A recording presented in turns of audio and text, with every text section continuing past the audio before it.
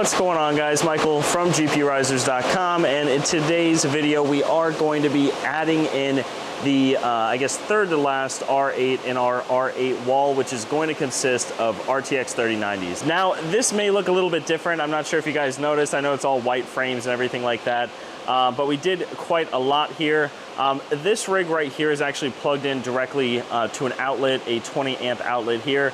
So what we had over here was our 3070 Ti rigs, which are now in our R8 wall, but we had everything else connected to 2 PDUs. Now what we did is we disconnected one PDU and we have it now on the bottom there. So now we have a total of 4 30 amp PDUs on our R8 wall.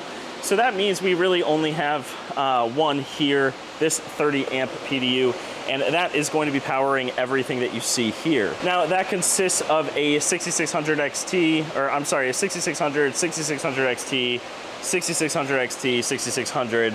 That might be 6600 XTs. I'm not completely sure, but they are all of those. And we also have our NVIDIA holding rig, which is a 3080 Ti, 3080 LHR, and two 3060s. That is actually going to be going into our Omega frame there. We have a couple other NVIDIA cards, like a 1660 Super, and I think another 3070 LHR, and I believe maybe another 3060. Actually, I think it is another 3060.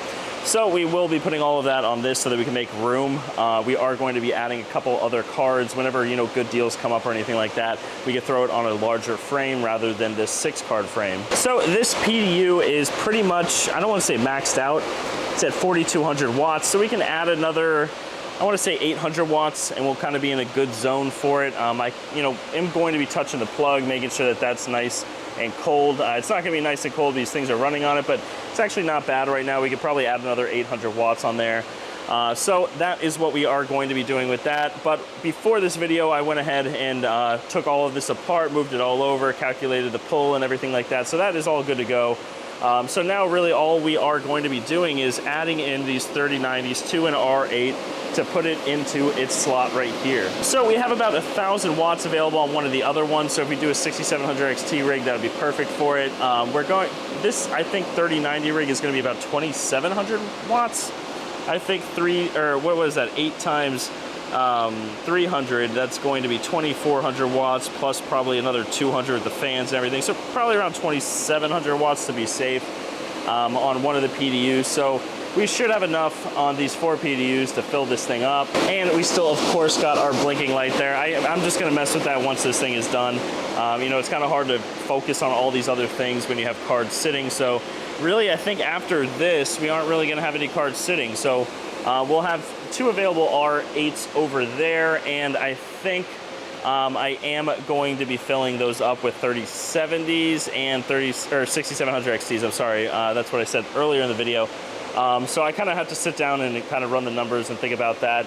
I do have an opportunity to purchase about, I think, 11 3070s. And so I would only need a couple more. I do have some 3070 Ti's still sitting there, the Aorus, and I do have the 3 Zotac there.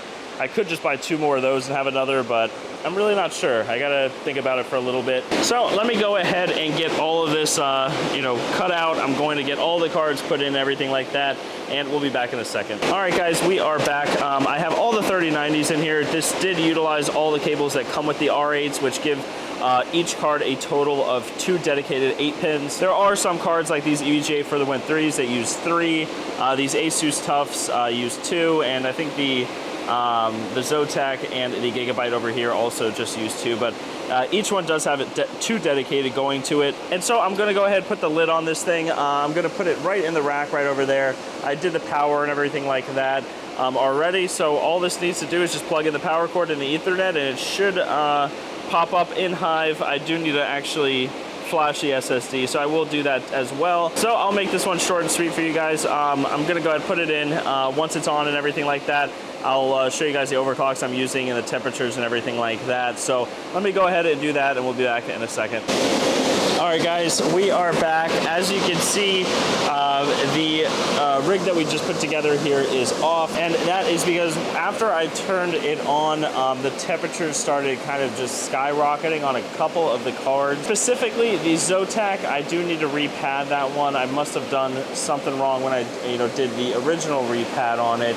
And also the gigabyte that's in there is just baking. I think it was at like 82 Celsius, 83 Celsius at one point, and I just shut the miner off. So what I'm gonna do is I'm gonna take this out, and I am gonna go ahead and one by one just make sure every card is good, repad, repaste. And the reason why I didn't do that with the other ones is yes, they are thermal throttling on the memory, and I need to get to that eventually, but it is not really a immediate issue, whereas this rig I need to fix before I can get it up and going. So I will post the temperatures afterwards and show you guys what I'm getting, but that's going to be everything for this video, guys. I hope everyone watching this has a great rest of their day, and we'll see you guys next time.